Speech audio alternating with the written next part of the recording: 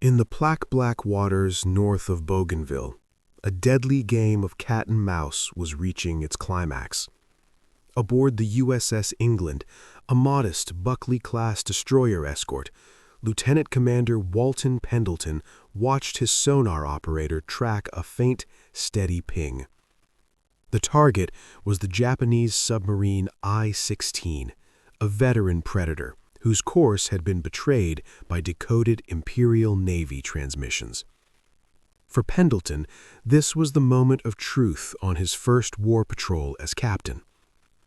The traditional weapon of the hunt, the depth charge, was a brutal instrument of chance. Dropped off the stern, its thunderous explosion deafened sonar and gave submarines a precious window to escape. The statistics were grim. It took an average of 60 depth charge attacks to sink one submarine. But England carried a different tool, the Hedgehog. This bizarre array of 24 forward-firing mortars launched projectiles in a circular pattern 200 yards ahead of the ship. Their secret was a contact fuse.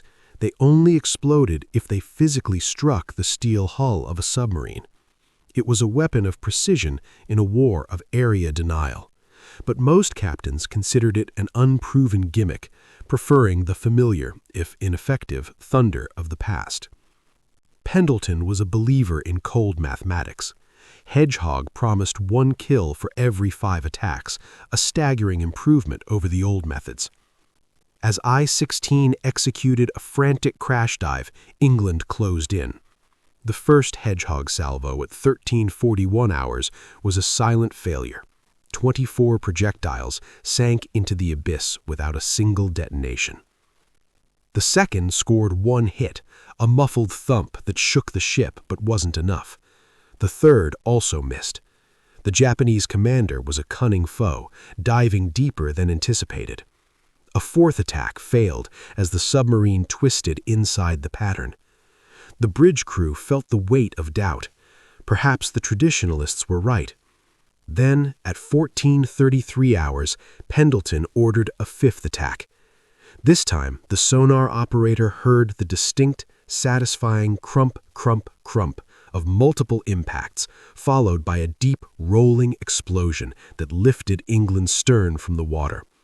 Debris and oil soon coated the surface. I-16 was gone. 107 men lost. The Hedgehog had proven its lethal potential. But as Pendleton allowed himself a moment of grim satisfaction, a new, electrifying dispatch arrived from Fleet Radio Unit Pacific.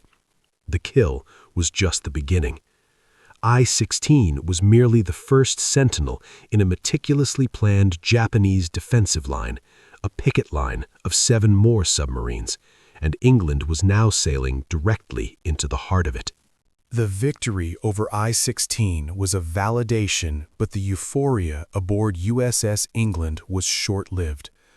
The decoded intelligence that arrived next was both a golden opportunity and a death sentence. Fleet Radio Unit Pacific had deciphered the entire Japanese battle plan. 7 modern RO-class submarines were positioned in a precise patrol line designated NA, stretching across the strategic approaches to the Marianas. Their mission was to act as the eyes of the combined fleet, detecting any American movement toward what would become the invasion of Saipan.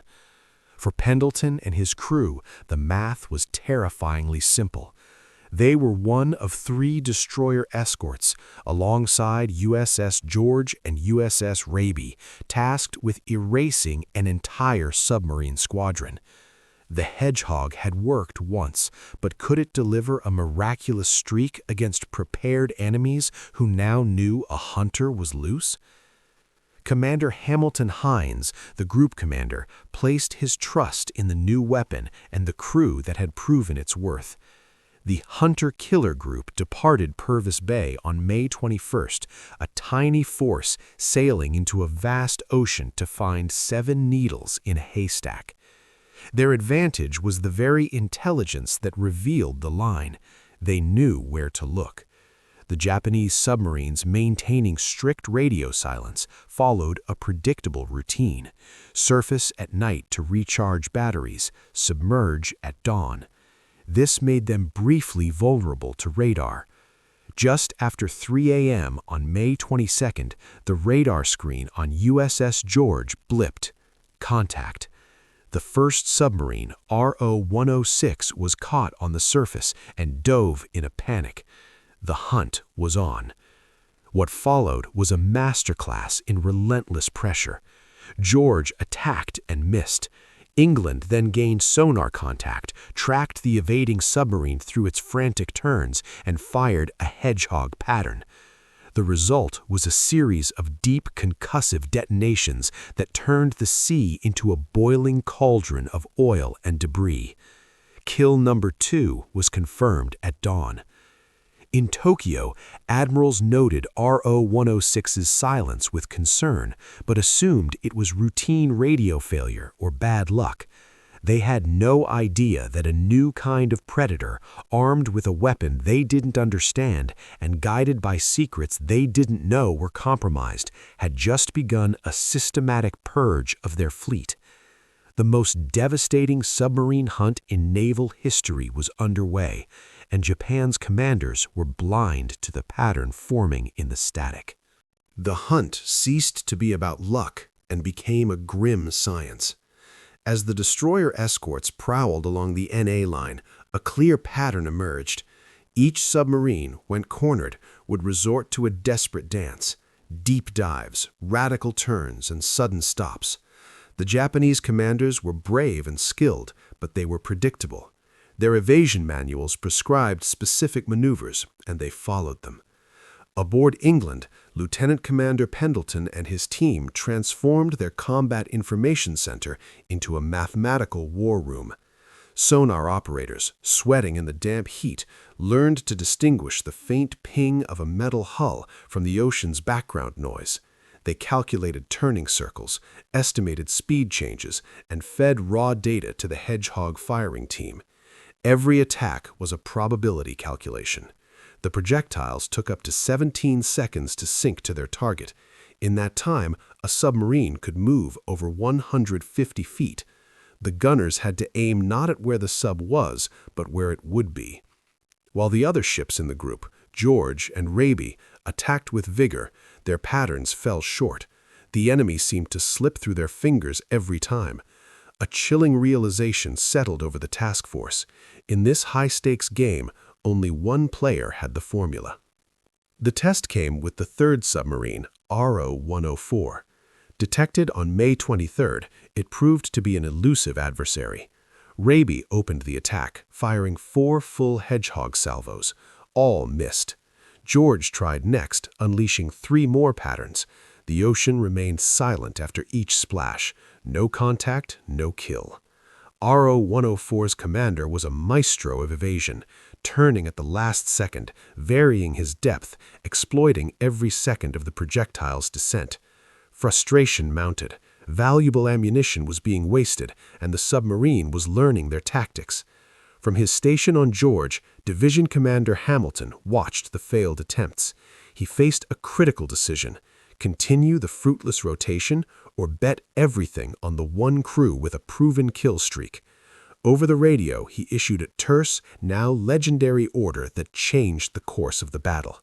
"Oh hell, go ahead, England." The mantle fell to Pendleton. His crew, now veterans of 2 kills, tracked the slippery RO-104. Their first salvo missed, but the second, fired at 0834 hours with a corrected solution, struck with devastating effect. A series of rapid, brutal detonations echoed through the ship's hull, followed by the horrifying sound of a submarine breaking apart, crushing metal and imploding compartments. The third oil slick of the patrol spread across the sea. The formula worked. England wasn't just lucky, it was lethally precise. The rhythm of the hunt became a brutal, exhausting routine for the crew of the England. The tense radar watch in the dark, the adrenaline surge of a contact, the frantic sonar tracking, and the thunderous verdict of the Hedgehog. Their fourth kill, RO-116, fell on May 24th, but this submarine's commander tried a new, desperate tactic. Instead of diving deep, he stayed shallow, making violent turns, betting the American weapons were set for a deeper target. He lost his bet. Pendleton's team adjusted instantly. Their first salvo resulted in a series of solid, percussive hits, not the massive explosion of a fuel tank, but the lethal sound of armor-piercing projectiles punching through a pressure hull. The sea did the rest of the work. As seawater rushed in, the submarine became a sinking tomb, settling into the abyss with all hands. 4 submarines in 5 days. The sheer mechanical efficiency of the kills was terrifying. Aboard the other ships and back at headquarters, a stunned realization took hold. The England was not just successful, it was supernatural. The crew, running on caffeine and nerve, began to feel the weight of their own legend, a mix of pride and eerie disquiet as they tallied an ever-growing number of enemy sailors consigned to the deep. Word of the unprecedented streak raced up the chain of command, all the way to Washington. Admiral Ernest J. King, the formidable chief of naval operations, was not a man known for effusive praise. When the action report detailing 4 confirmed kills in less than a week landed on his desk, he saw more than a lucky ship. He saw validation of a new tactical doctrine and a weapon that could win the ASW war. His response was a terse, historic dispatch to the Third Fleet. There'll always be an England in the United States Navy. The phrase became an instant legend, electrifying the entire Pacific Fleet. Yet fame on the front line is a double-edged sword. Almost immediately, Admiral Halsey's headquarters, viewing the England and her veteran crew as an irreplaceable asset, issued orders to pull the ship from the hunt. She was to be reassigned to protect a precious carrier task force, a logical but devastating blow to the hunters. Commander Hines vehemently protested. 3 submarines still lurked on the NA line. The momentum, the intelligence advantage, and the unique proficiency of Pendleton's crew would be wasted. Facing Hines' fervent argument, Halsey reluctantly granted a stay of execution. 1 more patrol. The England had earned her fame, but with a gut-wrenching caveat. This would be her final chance to finish the job before being taken from the hunt that had defined her. With Admiral Halsey's reluctant permission secured, the hunter-killer group pressed on, the scent of the remaining 3 submarines sharp in the air. The England, now a talisman of destruction, led the formation northeast along the deciphered NA line. The tension was palpable. Every man knew this was their final hunt. Their 5th target, RO-108, was detected by Raby's radar late on May 26th.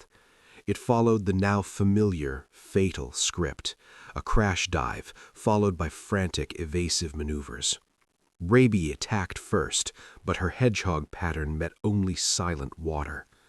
The submarine's commander, likely aware of the fate of his sisters, was executing a perfect, desperate dance. It was then that Division Commander Hines, witnessing the miss from George, repeated the order that had become their battle cry, "Go ahead, England." At 23:23 hours, England's Hedgehog crew, moving with the practiced efficiency of men who had done this 4 times before, launched their salvo. In the CIC, Pendleton and his sonar operators waited, straining for the acoustic verdict. It came not as separate explosions, but as a single cataclysmic roar, multiple projectiles striking the pressure hull simultaneously. RO-108 didn't just sink, it was instantly obliterated, imploding under the force of the synchronized hits. The 5th oil slick confirmed the kill before dawn. 5 submarines in 6 days. The mathematical precision of the slaughter was becoming incomprehensible. In Tokyo, the silence from the NA line had shifted from a concern to a full-blown crisis. Admiral Soemu Toyota, commander of the combined fleet, reviewed the dispatches. 1 submarine falling silent could be misfortune. 2 could be coincidence. but 5 at almost precise 24-hour intervals was a pattern of annihilation. He now understood a terrifying truth. An unseen, unstoppable force was systematically erasing his carefully laid defensive screen. His submarines weren't just being hunted, they were being harvested. The tactical implications were disastrous. The eyes of his fleet for the impending American offensive were being gouged out one by one, blinding him at a critical moment. In a panic, he issued emergency orders to the 2 remaining submarines, RO-105 and RO-109, commanding them to break protocol, dive to unprecedented depths, run utterly silent, and avoid surfacing at all costs. But these orders, born of desperation, played directly into the hands of the hunters. The submarines, forced to conserve battery power in the dark depths, would eventually have to move or suffocate. They were trading a quick death for a slow, agonizing one, trapped between the need for oxygen and the certainty that any sound or movement would summon the same implacable mathematical doom that had found their comrades. The sixth hunt was different. RO-105's commander was a master, a veteran who had studied the deaths of his 5 comrades and deduced the rules of the new game. When radar contact was lost on May 30th, he didn't just dive, he performed a perfect vanishing act. Descending to 400 feet, he ordered all systems silent, propellers stopped, machinery shut down, crew frozen in place. The USS England's sonar, which had become an extension of Pendleton's will, now found only ghostly echoes and a vast, impenetrable silence. The submarine was a black hole in the ocean, its location a terrifying mystery. For 4 agonizing hours, the hunter-killer groups circled, pinging fruitlessly into the abyss. Pendleton faced a critical dilemma: fire Hedgehog at a faint, uncertain contact and waste precious ammunition, or wait in a nerve-wracking stalemate. He chose patience, a gambit that placed immense psychological pressure on both crews. Aboard the darkened RO-105, the air grew foul, carbon dioxide levels climbed, and the battery gauge crept towards 0. The Japanese commander had bet his life on outlasting the hunter, but his greatest enemy was not the destroyer escort above.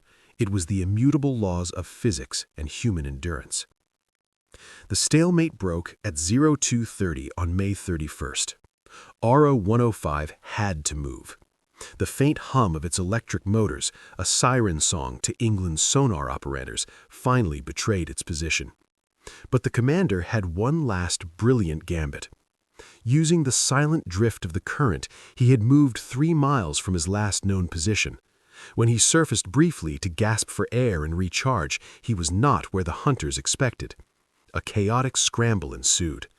By the time England closed in, RO-105 was diving again, but now it was running deep and fast, its commander varying speed in a seemingly random pattern to defy prediction. Pendleton's first 2 attacks missed, the Hedgehog patterns detonating harmlessly in the submarine's wake. With ammunition running critically low, the mathematical genius of the hunt faced its ultimate test. Then, in the CIC, a breakthrough. A young sonar operator, analyzing the timings, detected a subtle, unconscious pattern in the enemy's evasions, a turn to port every 4 minutes, then a correction to starboard. The human mind, even in a master, craves rhythm. Pendleton adjusted the firing solution, leading the invisible target not to where it was, but to where its own ingrained habit would take it. The 3rd salvo found its mark. The underwater detonations were fewer this time, but lethally precise. RO-105, fatally wounded, began its final descent. The 6th kill was the hardest earned, a victory not of overwhelming force, but of superior intellect, patience, and the profound understanding that even in the chaos of war, patterns and fatal flaws emerge. The USS England returned to port not as a mere ship, but as a living legend. 6 Japanese submarines destroyed in 12 days, a feat unmatched in naval history. The statistics were staggering and undeniable. Lieutenant Commander Pendleton's unwavering faith in mathematics and the Hedgehog system had rewritten the playbook for anti-submarine warfare. His action reports became sacred texts, meticulously studied and distributed across the fleet. Sonar operators trained to mimic his team's tracking precision, and destroyer escort captains were ordered to prioritize the once suspect Hedgehog over traditional depth charges. The ripple effect was immediate and global. In the Atlantic, Allied ships employing these refined tactics began achieving dramatically higher kill rates against German U-boats. The England had not just won a battle, she had catalyzed a tactical revolution that strangled enemy supply lines across the world. Admiral King's promise that they'll always be in England seemed etched in stone. Yet, in the brutal economy of war, a legendary status painted a target. The Navy, now viewing the ship and her battle-hardened crew as an invaluable asset, could no longer risk them in the hunt. The submarine killer was ordered to the relative safety of carrier escort duty. For Pendleton and his men, it was a bittersweet end to their historic patrol. They had achieved the impossible, but their war, the one they had mastered, was over. Tragedy, however, adheres to a cruel and ironic calculus. Having survived the focused wrath of an entire Japanese submarine squadron, the England met her end from a threat no sonar could detect and no Hedgehog could destroy. On October 31, 1944, off Leyte Gulf, a lone Japanese kamikaze plane, a weapon of despair born of the very strategic collapse the England had helped engineer, plunged from the sky. The suicide aircraft struck with terrible precision, its bomb penetrating the forward engine room. In an instant, the ship that had calmly outwitted 6 submarines was ripped apart by a single fanatical pilot. 37 sailors were killed, 25 wounded. The damage was catastrophic. Surveying the twisted metal, the Navy made a cold, practical decision. The England was not worth repairing. The legend was towed away, stripped of anything useful, and sold for scrap. By 1946, the greatest submarine hunter of all time had been cut apart, her metal destined for razor blades and tin cans. The ship that had guaranteed its immortality through unparalleled combat performance was ultimately deemed to have no value beyond the sum of its raw materials. A brutally mundane end for the vessel that had briefly and decisively mastered the hidden geometry of war.